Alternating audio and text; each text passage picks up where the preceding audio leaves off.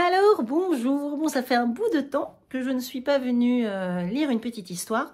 Donc, nous sommes rendus dans les liaisons dangereuses à la lettre 41, elle a été lue. Donc, c'était la présidente du Tourvel au vicomte de Valmont. Et donc, je vais poursuivre à partir de la lettre 42. Donc, n'hésitez pas à vous abonner pour être au courant des différentes lectures que je fais. Sachant que ces derniers temps, là, le mois de décembre, novembre, j'avais beaucoup de travail, donc je n'ai pas eu le temps de lire des livres. J'espère reprendre très rapidement et en faire un peu plus là pendant les vacances. Parce que je suis en vacances, je suis chanceuse quand même. Voilà, donc joyeux Noël au passage. Et je vais me mettre donc dans la lettre 42. Alors là, je suis dans la chambre de mon fils. Voilà, parce qu'il y a beaucoup de monde partout, donc je vais essayer d'avoir un peu de silence. Donc voilà. Lettre 42. Le vicomte de Valmont à la présidente de Tourvel. Quelque dures que soient, madame, les conditions que vous m'imposez, je ne refuse pas de les remplir. Je sens qu'il me serait impossible de contrarier aucun de vos désirs. Une fois d'accord sur ce point, j'ose me flatter qu'à mon tour, vous me permettrez de vous faire quelques demandes, bien plus faciles à accorder que les vôtres, et que pourtant je ne veux obtenir que de ma soumission parfaite à votre volonté.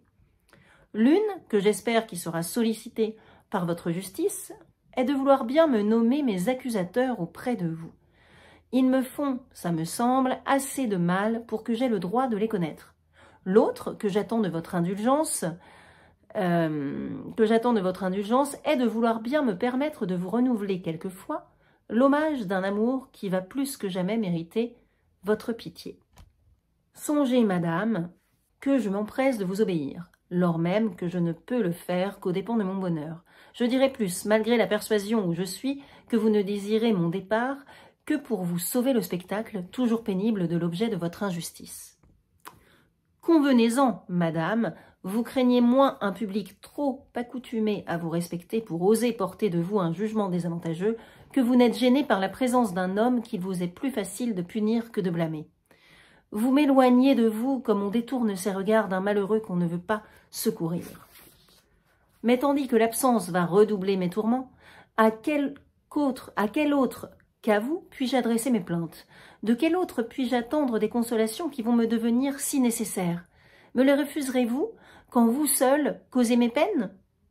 Sans doute vous ne serez pas étonné non plus qu'avant de partir, j'ai à cœur de justifier auprès de vous les sentiments que vous m'avez inspirés, comme aussi que je ne trouve le courage de m'éloigner qu'en recevant l'ordre de votre bouche. Cette double raison me fait vous demander un moment d'entretien. Inutilement voudrions-nous y suppléer par lettres. On écrit des volumes et l'on explique mal ce qu'un quart d'heure de conversation suffit pour faire bien entendre. Vous trouverez facilement le temps de me l'accorder, car quelque empressé que je sois de vous obéir, vous savez que madame de Rosemonde est instruite de mon projet de passer chez elle une partie de l'automne. Il faudra au moins que j'attende une lettre pour pouvoir prétexter une affaire qui me force à partir. Adieu, madame. Jamais ce mot ne m'a tant coûté à écrire que dans ce moment où il me ramène à l'idée de notre séparation. Si vous pouviez imaginer ce qu'elle me fait souffrir, j'ose croire que vous me sauriez quelque gré de ma docilité. Recevez au moins, avec plus d'indulgence, l'assurance et l'hommage de l'amour, le plus tendre et le plus respectueux. De nanana, ce 26 août 1700 et quelques. Suite de la lettre 40, donc du vicomte de Valmont à la marquise de Merteuil. À présent, raisonnons, ma belle amie. Vous sentez comme moi que la scrupuleuse, l'honnête madame de Tourvel ne peut pas m'accorder la première de mes demandes et trahir la confiance de ses amis en me nommant mes accusateurs. Ainsi, en promettant tout à cette condition, je ne m'engage à rien. Mais vous sentez aussi que ce refus qu'elle me fera deviendra un titre pour obtenir tout le reste, et qu'alors je gagne en m'éloignant d'entrer avec elle et de son aveu en correspondance réglée.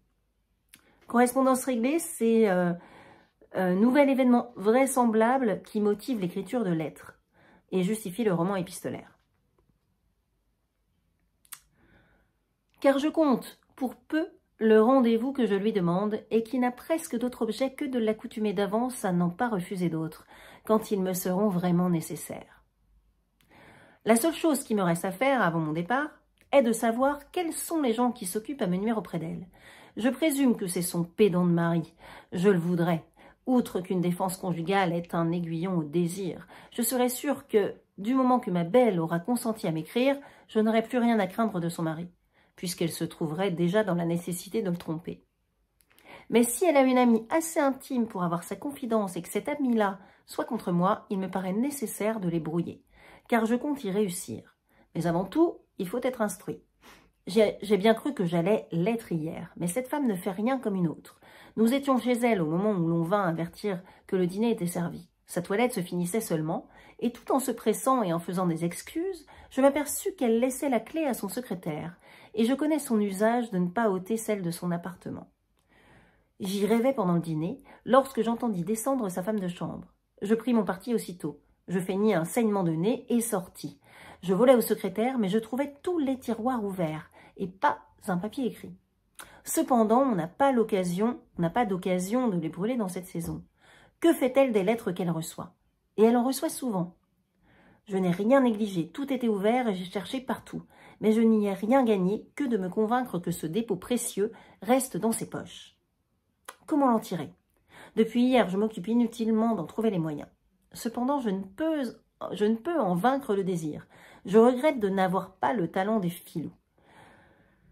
Ne devrait-il pas en effet entrer dans l'éducation d'un homme qui se mêle d'intrigues? Ne serait-il pas plaisant de dérober la lettre ou le portrait d'un rival, ou de tirer des poches d'une prude de quoi la démasquer? Mais nos parents ne songent à rien. Et moi, j'ai beau songer à tout, je ne fais que m'apercevoir que je suis gauche, sans pouvoir y remédier.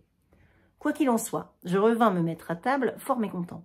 Ma belle calma pourtant un peu mon humeur, par l'air d'intérêt que lui donna ma feinte indisposition. Et je ne manquai pas de l'assurer que j'avais depuis quelque temps de violentes agitations qui altéraient ma santé. Persuadée comme elle est que c'est elle qui les cause, ne devait-elle pas, en conscience, travailler à les calmer? Mais quoique dévote, elle est un peu charitable, elle est peu charitable. Elle refuse toute aumône amoureuse, et ce refus suffit bien.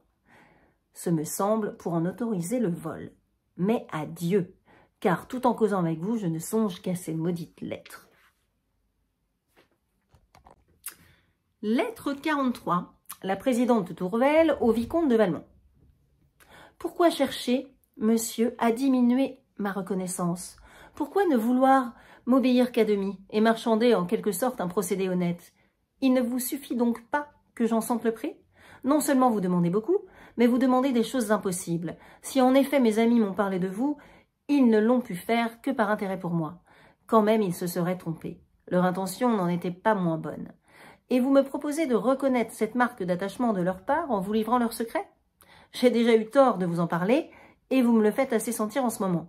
Ce qui n'eût été que de la candeur avec tout autre devient une étourderie avec vous, et me mènerait à une noirceur si je cédais à votre demande.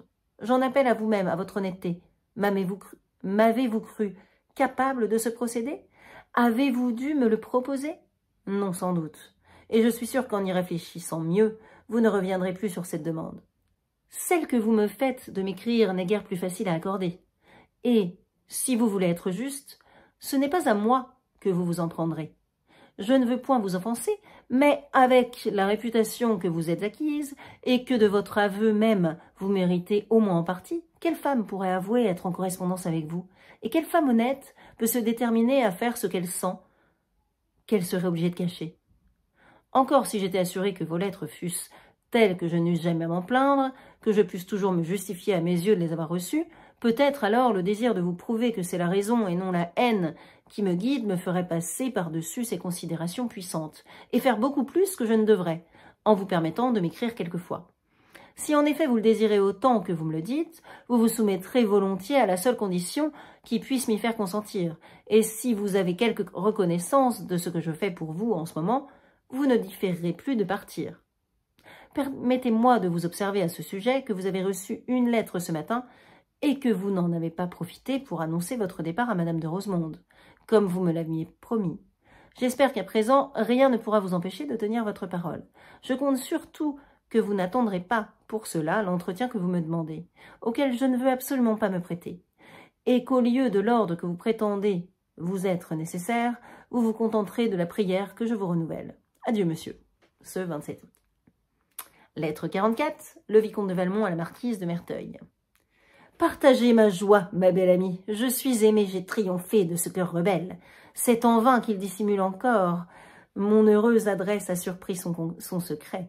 Grâce à mes soins actifs, je sais tout ce qui m'intéresse. Depuis la nuit, l'heureuse nuit d'hier, je me retrouve dans mon élément. J'ai repris toute mon existence. J'ai dévoilé un double mystère d'amour et d'iniquité. Je jouirai de l'un, je me vengerai de l'autre. Je volerai de plaisir en plaisir. La seule idée que je m'en fais me transporte au point que j'ai quelque peine à rappeler ma prudence, que j'en aurai peut-être à mettre de l'ordre dans le récit que j'ai à vous faire. Essayons cependant. Hier même, après vous avoir écrit ma lettre, j'en reçus une de la céleste dévote. Je vous l'envoie. Vous y verrez qu'elle me donne, le moins maladroitement qu'elle peut, la permission de lui écrire. Mais elle y presse mon départ, et je sentais bien que je ne pouvais le différer trop longtemps sans me nuire. Tourmenté cependant du désir de savoir qui pouvait avoir écrit contre moi, j'étais encore incertain du parti que je prendrais. Je tentais de gagner la femme de chambre, et je voulus obtenir d'elle de me livrer les poches de sa maîtresse, dont elle pouvait s'emparer aisément le soir, et qui lui était facile de replacer le matin, sans donner le moindre soupçon. J'offris 10 louis pour ce léger service, mais je ne trouvais qu'une bégueule, scrupuleuse ou timide, que mon éloquence ni mon argent ne purent vaincre. Je la prêchai encore quand le souper sonna. Il fallut la laisser, trop heureux qu'elle voulut bien me promettre le secret sur lequel même vous jugez que je ne comptais guère. Jamais je n'eus plus d'humeur. Je me sentais compromis et je me reprochais toute la soirée ma démarche imprudente. Retiré chez moi, non sans inquiétude, je parlais à mon chasseur. Mon chasseur, c'est mon domestique en livrée de chasse qui monte derrière la voiture du maître. Donc, je parlais à mon chasseur, qui, en sa qualité d'amant heureux, devait avoir quelque crédit. Je voulais ou qu'il obtînt de cette fille de faire ce que je lui avais demandé, ou au moins qu'il assurât de sa discrétion. Mais lui, qui d'ordinaire ne doute de rien, parut douter du succès de cette négociation, et me fit à ce sujet une réflexion qui m'étonna par sa profondeur. « Monsieur, c'est sûrement mieux que moi, me dit-il, que coucher avec une fille, ce n'est que lui faire faire ce qui lui plaît. De là à lui faire faire ce que nous voulons, il y a souvent bien loin. Le bon sens du maraud, quelquefois, m'épouvante. » Je réponds, donc ça c'est une citation, c'est un Piron, Métromanie. Alex Piron, qui est né en 1689 et mort en 1773, est un poète français licencieux, auteur d'une trentaine de comédies, dont Métromanie, et donc qui a sorti Le bon sens du maraud, quelquefois m'épouvant. Je réponds d'autant moins de celle-ci, ajouta-t-il, que j'ai lieu de croire qu'elle a un amant, et que je ne la dois qu'au désœuvrement de la campagne. Aussi, sans mon zèle pour le service de monsieur, je n'aurais eu cela qu'une fois. C'est un vrai trésor que ce garçon. Quant au secret, ajouta-t-il encore, à quoi servira-t-il de lui faire promettre, puisqu'elle ne risquera rien à nous tromper? Lui en reparler ne ferait que lui mieux apprendre qu'il est important, et par là, lui donner plus envie d'en faire sa cour à sa maîtresse. Plus ses réflexions étaient justes, plus mon embarras augmentait. Heureusement, le drôle était en train de jaser, et comme j'avais besoin de lui, je le laissais faire.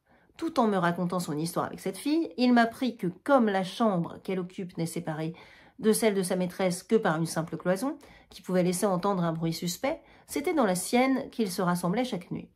Aussitôt, je formai mon plan, et je le lui communiquai, et nous l'exécutâmes avec succès. J'attendis 2 heures du matin, et alors je me rendis, comme nous en étions convenus, à la chambre du rendez-vous, portant de la lumière avec moi. Et sous prétexte d'avoir sonné plusieurs fois inutilement, mon confident, qui joue ses rôles à merveille, donna une petite scène de surprise, de désespoir et d'excuse, que je terminai en l'envoyant me faire chauffer de l'eau, dont je feignis avoir besoin, tandis que la scrupuleuse chambrière était d'autant plus honteuse, que le drôle qui avait voulu renchérir sur mes projets l'avait déterminé à une toilette que la saison comportait, mais qu'elle n'excusait pas.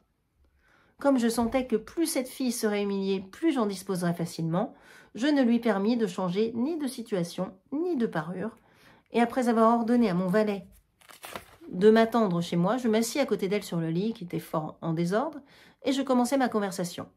J'avais besoin de garder l'empire que la circonstance me donnait sur elle. Aussi conservai-je un sang-froid qui eût fait l'honneur à la continence de Scipion. La continence de Scipion, Scipion l'Africain, qui après la prise de Carthagène en 209 avant Jésus-Christ, refusa de disposer des otages espagnols de cette ville et rendit une très jolie jeune fille à son fiancé. Laclos fait sans doute référence à cette anecdote tirée de l'historien romain Tite-Live. Donc, j'avais besoin de parler, de garder l'empire que la circonstance me donnait sur elle. Aussi conservai-je un sang-froid qui eût fait l'honneur à la continence de Scipion. Et sans prendre la plus petite liberté avec elle, ce que pourtant sa fraîcheur et l'occasion semblaient lui donner le droit d'espérer. Je lui parlais d'affaires aussi tranquillement que j'aurais pu faire avec un procureur. Mes conditions furent que je gardais fidèlement le secret, pourvu que le lendemain, à pareille heure à peu près, elle me livrât les poches de sa maîtresse. Au reste, ajoutai-je, je vous avais offert 10 louis hier, je vous les promets encore aujourd'hui. Je ne veux pas abuser de votre situation. Tout fut accordé, comme vous pouvez croire. Alors je me retirai et permis à l'heureux couple de réparer le temps perdu. J'employai le mien à dormir, et à mon réveil, voulant avoir un prétexte pour ne pas répondre à la lettre de ma belle, avant d'avoir visité ses papiers, ce que je ne pouvais faire que la nuit suivante, je me décidai à aller à la chasse, où je restais presque tout le jour. À mon retour, je fus reçu assez froidement. J'ai lieu de croire qu'on fut un peu piqué du peu d'empressement que je mettais à profiter du temps qui me restait, surtout après la lettre plus douce que l'on m'avait écrite.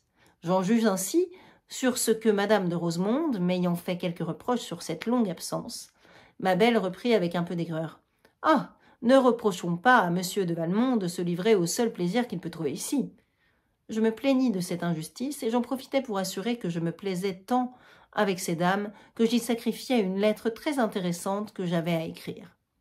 J'ajoutai que, ne pouvant trouver le sommeil depuis plusieurs nuits, j'avais voulu essayer si la fatigue me le rendrait. Et mes regards expliquaient assez et le sujet de ma lettre et la cause de mon insomnie. J'eus soin d'avoir toute la soirée une douceur mélancolique qui me parut réussir assez bien, et sous laquelle je masquais l'impatience où j'étais de voir arriver l'heure qui devait me livrer le secret qu'on s'obstinait à me cacher. Enfin, nous nous séparâmes, et quelque temps après, la fidèle femme de chambre vint m'apporter le prix convenu de ma discrétion.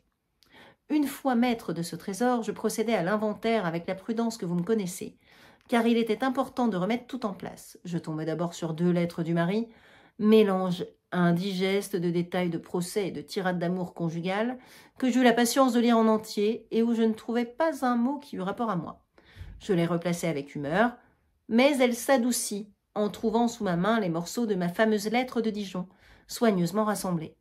Heureusement, il me prit fantaisie de la parcourir. Jugez de ma joie en y apercevant des traces bien distinctes des larmes de mon adorable dévote. Je l'avoue, je cédais à un mouvement de jeune homme, et je baisais cette lettre avec un transport dont je ne me croyais plus susceptible. Je continuai l'heureux examen. Je retrouvai toutes mes lettres de suite et par ordre de date.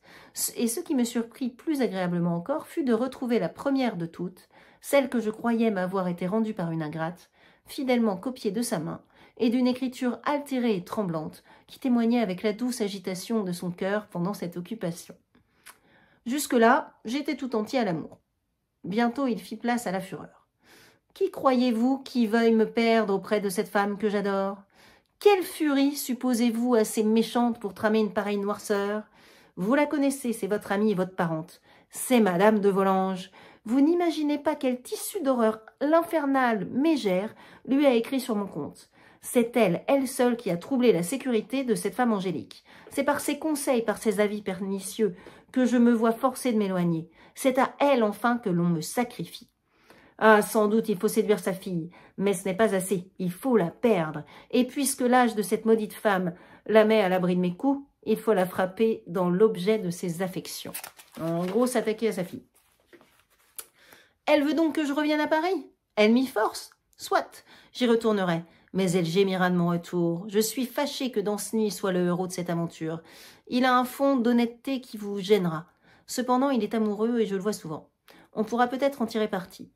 Je m'oublie dans ma colère et je ne songe pas ce que je vous dois le récit de ce qui s'est passé aujourd'hui. Revenons.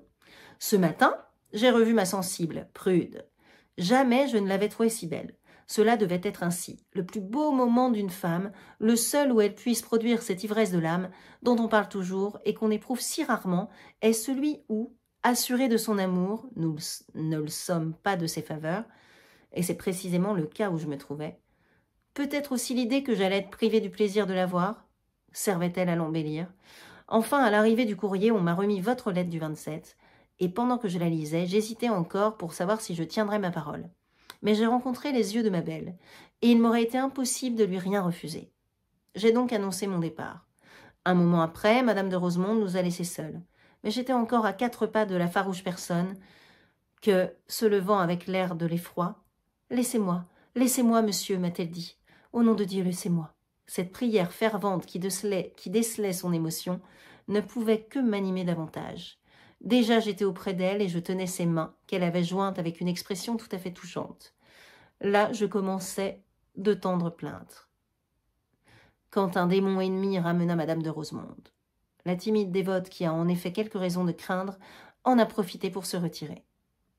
Je lui ai pourtant offert la main qu'elle a acceptée, en augurant bien de cette douceur qu'elle n'avait pas eue depuis longtemps. Tout en recommençant mes plaintes, j'ai essayé de serrer la sienne. Elle a d'abord voulu la retirer, mais sur une instance plus vive, elle s'est livrée d'assez bonne grâce, quoique sans répondre ni à ce geste ni à mes discours. Arrivée à la porte de son appartement, j'ai voulu baiser cette main avant de la quitter. La défense a commencé par être franche. Mais « Songez donc que je pars », prononcé bien tendrement, l'a rendue gauche et insuffisante. À peine le baiser a-t-il été donné, que la main a retrouvé sa force pour échapper, et que la belle est entrée dans son appartement où était sa femme de chambre. Ici finit mon histoire. Comme je présume que vous serez demain chez la maréchale de nanana, où sûrement je n'irai pas vous trouver, comme je me doute bien aussi qu'à notre première entrevue, nous aurons plus d'une affaire à traiter, et notamment celle de la petite Volange, que je ne perds pas de vue, j'ai pris le parti de me faire précéder par cette lettre. Et toute longue qu'elle est, je ne la fermerai qu'au moment de l'envoyer à la poste, car au terme où j'en suis, tout peut dépendre d'une occasion, et je vous quitte pour aller les pieds. PS, à 8 heures du soir. Rien de nouveau, pas le plus petit moment de liberté, du soin même pour l'éviter. Cependant, autant de tristesse que la décence en permettrait, pour le moins. Un autre événement qui peut ne pas être indifférent, c'est que je suis chargée d'une invitation de Madame de Rosemonde à Madame de Volanges, pour venir passer quelque temps chez elle à la campagne. Adieu ma belle amie, à demain ou après-demain ou plus tard. Ensuite, donc, lettre 45, la présidente de Tourvel à Madame de Volanges. Monsieur de Valmont est parti ce matin. Madame, vous m'avez paru tant désirer ce départ, que j'ai cru devoir vous en instruire. Madame de Rosemonde regrette beaucoup son neveu, dont il faut convenir qu'en effet la société est agréable. Elle a passé toute la matinée à m'en parler avec la sensibilité que vous lui connaissez. Elle ne tarissait pas sur son éloge. J'ai cru lui devoir la complaisance de l'écouter sans la contredire. D'autant qu'il faut avouer qu'elle avait raison sur beaucoup de points. Je sentais de plus que j'avais à me reprocher d'être la cause de cette séparation, et je n'espère pas pouvoir la dédommager du plaisir dont je l'ai privée. Vous savez que j'ai naturellement peu de gaieté, et le genre de vie que nous allons mener ici n'est pas fait pour l'augmenter. Si je ne m'étais pas conduite d'après vos avis, je craindrais d'avoir agi un peu légèrement, car j'ai été vraiment peinée de la douleur de ma respectable amie. Elle m'a touchée au point que j'aurais volontiers mêlé mes larmes aux siennes.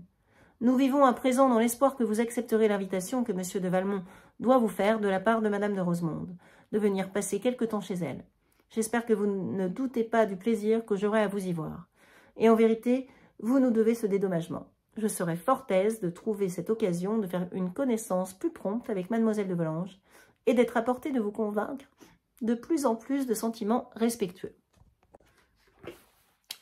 Lettre 46. Le chevalier d'Anceny à Cécile de Volanges. Que vous est-il donc arrivé, mon adorable Cécile, qui a pu causer en vous un changement si prompt et si cruel? Que sont devenus vos sermons de ne jamais changer? Hier encore, vous les réitériez avec tant de plaisir. Qui peut aujourd'hui vous les faire oublier? J'ai beau examiner, je ne puis en trouver la cause en moi. Et il m'est affreux d'avoir à la chercher en vous. Ah, sans doute, vous n'êtes ni légère ni trompeuse. Et même dans ce moment de désespoir, un soupçon outrageant ne flétrira point mon âme. Cependant, par quelle fatalité n'êtes-vous plus la même? Non, cruelle, vous ne l'êtes plus. La tendre Cécile, la Cécile que j'adore, et dont j'ai reçu les serments, n'aurait point évité mes regards, n'aurait point contrarié le hasard heureux qui me plaçait auprès d'elle. Ou si quelque raison que je ne peux concevoir l'avait forcée à me traiter avec tant de rigueur, elle n'eût pas au moins dédaigné de m'en instruire. Ah, vous ne savez pas, vous ne saurez jamais, ma Cécile, ce que vous m'avez fait souffrir aujourd'hui, ce que je souffre encore en ce moment. Croyez-vous donc que je puisse vivre et ne plus être aimée de vous? Cependant, quand je vous ai demandé un seul mot pour dissiper mes craintes, au lieu de me répondre, vous avez faim de crainte d'être entendu. Et cet obstacle qui n'existait pas alors, vous l'avez fait naître aussitôt, par la place que vous avez choisie dans le cercle. Quand forcé de vous quitter, je vous ai demandé l'heure à laquelle je pourrais vous revoir demain, vous avez feint de l'ignorer, et il a fallu que ce fût Madame de Volanges qui m'en instruisit. Ainsi, ce moment toujours si désiré, qui doit me rapprocher de vous, demain, ne fera naître en moi que de l'inquiétude et le plaisir de vous voir, jusqu'alors si cher à mon cœur sera remplacé par la crainte de vous être importun. Déjà, je le sens, cette crainte m'arrête, et je n'ose vous parler de mon amour. Ce « je vous aime » que j'aimais tant à répéter, quand je pouvais l'entendre à mon tour, ce mot si doux qui suffisait à ma félicité, ne m'offre plus, si vous êtes changé, que l'image d'un désespoir éternel. Je ne puis croire pourtant que ce talisman de l'amour ait perdu toute sa puissance, et j'essaie de m'en servir encore. Oui, ma Cécile, je vous aime. Répétez donc avec moi cette expression de mon bonheur. Songez que vous m'avez accoutumé à l'entendre, et que m'en priver, c'est me condamner à un tourment qui, de même que mon amour, ne finira qu'avec ma vie. Voilà. Donc quand il dit « et j'essaie de m'en servir encore », donc les mots je vous aime », ceux qui n'ont pas eu l'occasion de sentir quelquefois le prix d'un mot, d'une expression consacrée par l'amour, ne trouveront aucun sens dans cette phrase. Et voilà. Donc ça, c'est le petit chevalier d'Anceny qu'écrit à Cécile de Volanges. Il est toujours un peu dramatique et un peu désespéré. Ça va être un peu fatigant. Lettre 47. Le vicomte de Valmont à la marquise de Merteuil. Alors eux, ils manigancent bien tranquillement. Là, voilà, ils font leur petite manipulation tranquille. Ils se croient bien malins. Donc, lettre 47. Je ne vous verrai pas encore aujourd'hui, ma belle amie. Et voici mes raisons que je vous prie de recevoir avec indulgence. Au lieu de revenir hier directement, je me suis arrêtée chez la comtesse de nanana, dont le château se trouvait presque sur ma route, et à qui j'ai demandé à dîner. Je ne suis arrivée à Paris que vers les 7 heures et je suis descendue à l'opéra, où j'espérais que vous pouviez être. L'opéra fini, j'ai été revoir mes amis du foyer. J'y ai retrouvé mon ancienne Émilie, entourée d'une cour nombreuse tant en femmes qu'en hommes, à qui elle donnait le soir même à souper à P majuscule. Je ne fus pas plus tôt entrée dans ce cercle que je fus priée de souper par acclamation. Je le fus aussi par une petite figure grosse et courte qui me baragouina une invitation en français de Hollande, et que je reconnus pour le véritable héros de la fête. J'acceptai. J'appris dans ma route que la maison où nous allions était le prix convenu des bontés d'Émilie, pour cette figure grotesque, et que ce souper était un véritable repas de noces. Le petit homme ne se possédait pas de joie dans l'attente du bonheur dont il allait jouir. Il m'en parut si satisfait qu'il me donna envie de le troubler, ce que je fis en effet. La seule difficulté que j'éprouvais fut de décider Émilie que la richesse du bourgmestre rendait un peu scrupuleuse. Elle se prêta pourtant après quelque façon au projet que je donnais, de remplir de vin ce petit tonneau à bière, et de le mettre ainsi hors de combat pour toute la nuit. L'idée sublime que nous nous étions formés d'un buveur hollandais nous fit employer tous les moyens connus. Nous réussîmes si bien qu'au dessert, il n'avait déjà plus la force de tenir son verre. Mais la secourable Émilie et moi l'entonnions à qui mieux. Enfin, il tomba sous la table, dans une ivresse telle qu'elle doit au moins durer 8 jours. Nous nous décidâmes alors à le renvoyer à Paris. Et comme il n'avait pas gardé sa voiture, je le fis charger dans la mienne et je restai à sa place. Je reçus ensuite les compliments de l'Assemblée, qui se retira bientôt après et me laissa maître du champ de bataille. Cette gaieté et peut-être ma longue retraite m'ont fait trouver Émilie si désirable que je lui ai promis de rester avec elle jusqu'à la résurrection du Hollandais. Cette complaisance de ma part est le prix de celle qu'elle vient d'avoir, de me servir de pupitre pour écrire à ma belle dévote. à qui j'ai trouvé plaisant d'envoyer une lettre écrite du lit et presque d'entre les bras d'une fille, interrompue même pour une infidélité complète, et dans laquelle je lui rends un compte exact de ma situation et de ma conduite. Émilie, qui a lu l'épître, en a ri comme une folle, et j'espère que vous en rirez aussi.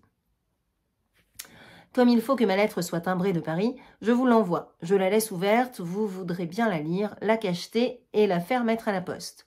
Surtout, n'allez pas vous servir de votre cachet, ni même d'aucun emblème amoureux. Une tête seulement. Adieu, ma belle amie. PS, je rouvre ma lettre. J'ai décidé, Émilie, à aller aux Italiens. Je profiterai de ce temps pour aller vous voir. Je serai vers chez vous à 6 heures au plus tard. Et si cela vous convient, nous irons ensemble sur les 7 heures chez Madame de Volanges. Il sera décent que je ne diffère pas l'invitation que j'ai à lui faire de la part de Madame de Rosemonde. De plus, je serai bien aise de voir la petite Volanges. Adieu, la très belle dame. Je veux avoir tant de plaisir à vous embrasser que le chevalier puisse en être jaloux. Voilà. Ensuite, le vicomte de, donc lettre 48, le vicomte de Valmont à la présidente de Tourvel. Timbré de Paris. C'est après une nuit orageuse et pendant laquelle je n'ai pas fermé l'œil, c'est après avoir été sans cesse ou dans l'agitation d'une ardeur dévorante, ou dans l'entier anéantissement de toutes les facultés de mon âme, que je viens chercher auprès de vous, madame, un calme dont j'ai besoin, et dont pourtant je n'espère pas jouer encore. En effet, la situation où je suis en vous écrivant me fait connaître plus que jamais la puissance irrésistible de l'amour.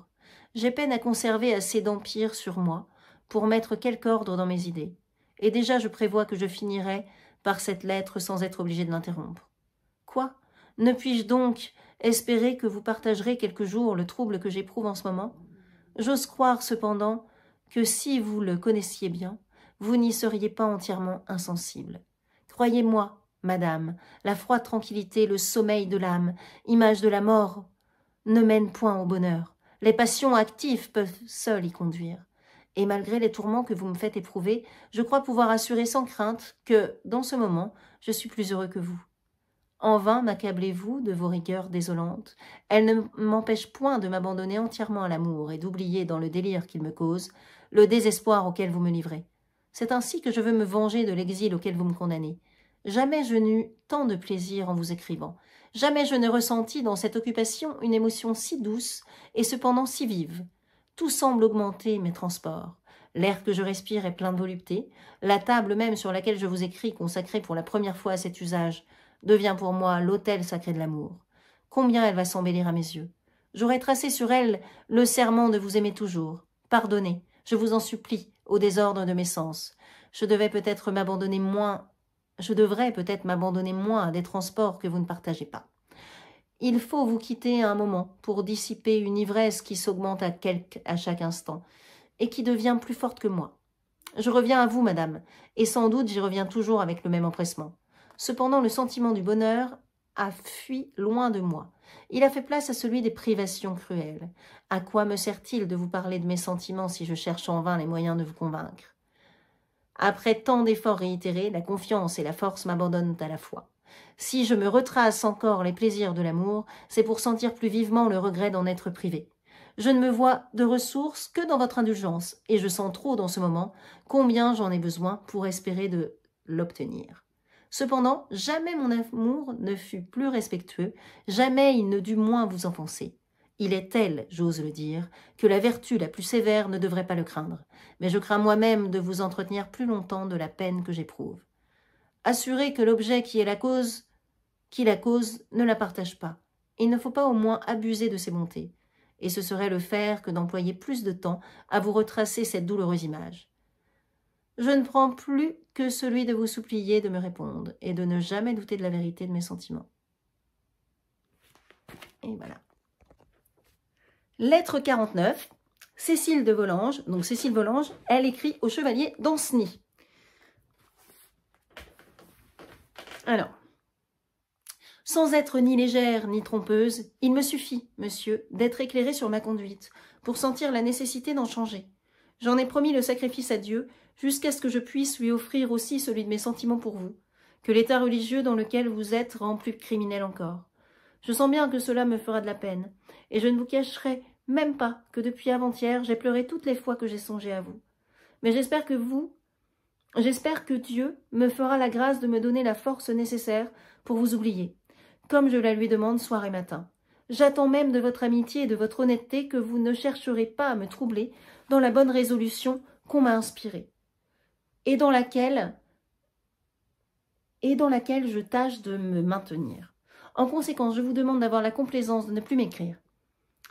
D'autant que je vous préviens que je ne vous répondrai plus, et que vous me forceriez d'avertir maman de tout ce qui se passe, ce qui me priverait tout à fait du plaisir de vous voir. Je n'en conserverai pas moins pour vous tout l'attachement qu'on puisse avoir sans qu'il y ait de mal. Et c'est bien de toute mon âme que je vous souhaite toutes sortes de bonheur. Je sens bien que vous allez ne plus m'aimer autant, et que peut-être vous en aimerez bientôt une autre mieux que moi. Mais ce sera une pénitence de plus, de la faute que j'ai commise en vous donnant mon cœur, que je ne devais donner qu'à Dieu, et à mon mari, quand j'en aurai un. J'espère que la miséricorde divine aura pitié de ma faiblesse, et qu'elle ne me donnera de peine que ce que j'en pourrais supporter.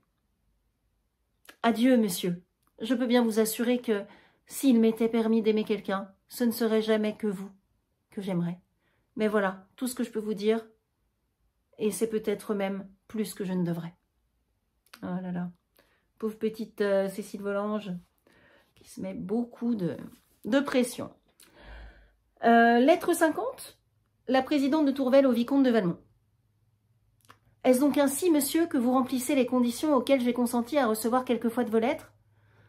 Et puis-je ne pas avoir à m'en plaindre, quand vous ne m'y parlez que d'un sentiment auquel je craindrais encore de me livrer, quand même je pourrais sans blesser tous mes devoirs? Au reste, si j'avais besoin de nouvelles raisons pour conserver cette crainte salutaire, il me semble que je pourrais les trouver dans votre dernière lettre. En effet, dans le moment même où vous croyez faire l'apologie de l'amour, que faites-vous au contraire que m'en montrer les orages redoutables? Qui peut vouloir d'un bonheur acheté au prix de la raison, et dont les plaisirs peu durables sont au moins suivis des regrets, quand ils ne le sont pas par des remords? Vous-même, chez qui l'habitude de ce délire dangereux doit en diminuer l'effet, n'êtes-vous pas cependant obligé de convenir qu'il devient souvent plus fort que vous? Et n'êtes-vous pas le premier à vous plaindre du trouble involontaire qu'il vous cause? Quel ravage effrayant ne ferait-il donc pas sur un cœur neuf et sensible, qui ajouterait encore à son empire par la grandeur des sacrifices qu'il serait obligé de lui faire? Vous croyez, monsieur, ou vous feignez de croire que l'amour mène au bonheur? Et moi, je suis si persuadée qu'il me rendrait malheureuse, que je voudrais n'entendre jamais prononcer son nom. Il me semble que d'en parler seulement altère la tranquillité. Et c'est autant par goût que par devoir que je vous prie de vouloir bien garder le silence sur ce point. Après tout, cette demande doit vous être bien facile à m'accorder à présent. De retour à Paris, vous y trouverez assez d'occasions d'oublier un sentiment qui peut-être n'a dû sa naissance qu'à l'habitude où vous êtes de vous occuper de semblables objets, et sa force qu'au désœuvrement de la campagne. N'êtes-vous donc pas dans ce même lieu, où vous m'aviez vu avec tant d'indifférence? Y pouvez-vous faire un pas sans y rencontrer un exemple de votre facilité à changer? Et n'y êtes-vous pas entouré de femmes qui, toutes plus aimables que moi, ont plus de droit à vos hommages? Je n'ai pas la vanité qu'on reproche à mon sexe. J'ai encore moins cette fausse modestie qui n'est qu'un raffinement de l'orgueil. Alors là, il y a un petit point. Je n'ai pas la vanité, orgueil.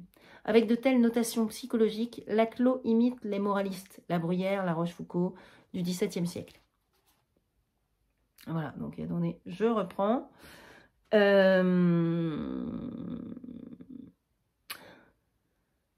n'ai pas la vanité qu'on reproche à mon sexe. J'ai encore moins cette fausse modestie qui n'est qu'un raffinement de l'orgueil.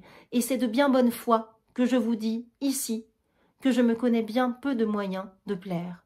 Je les aurais tous, que je ne les croirais pas suffisants pour vous fixer. Vous demandez de ne plus vous occuper de moi, ce n'est donc que vous prier de faire aujourd'hui ce que déjà vous aviez fait, et ce qu'à coup sûr vous feriez encore dans peu de temps, quand même je vous demanderai le contraire. Cette vérité que je ne perds pas de vue serait à elle seule une raison assez forte pour ne pas vouloir vous entendre. J'en ai 1000 autres encore, mais sans entrer dans cette longue discussion, je m'en tiens à vous prier, comme je l'ai déjà fait, de ne plus m'entretenir d'un sentiment que je ne dois pas écouter et auquel je dois encore moins répondre. Voilà, là elle essaie d'y mettre un terme, elle se dit que en étant à Paris, il va reprendre ses petites habitudes et puis qu'il va l'oublier. Mais bon, vu qu'il s'est fixé un petit peu, c'est un petit peu la présidente de Tourvel, c'est un peu la carotte, quoi. C'est un peu... voilà, donc vu qu'il prend ça comme un jeu, bon, je pense que la lettre que vient de lui faire Madame de Tourvel va lui plaire encore plus, parce qu'elle est encore plus troublée. Elle, et même, elle dit... vous demandez de ne plus vous occuper de moi, ce n'est donc que vous priez de faire aujourd'hui ce que déjà vous aviez fait. Donc hop, ce que vous faisiez avant, et ce qu'à coup sûr vous feriez encore dans peu de temps, quand même je vous demanderai le contraire. Ça veut dire qu'elle écrit quand même la possibilité qu'elle pourrait en être amoureuse et que pour se protéger, il ne faudrait pas qu'elle le voie. Donc voilà, donc on va terminer là-dessus, parce qu'après ça va démarrer sur la seconde partie. Donc voilà, donc joyeux Noël, passez de belles fêtes de fin d'année. Si y a des gens en vacances, bah, tant mieux, profitez des uns des autres. Et puis bah, bonne journée.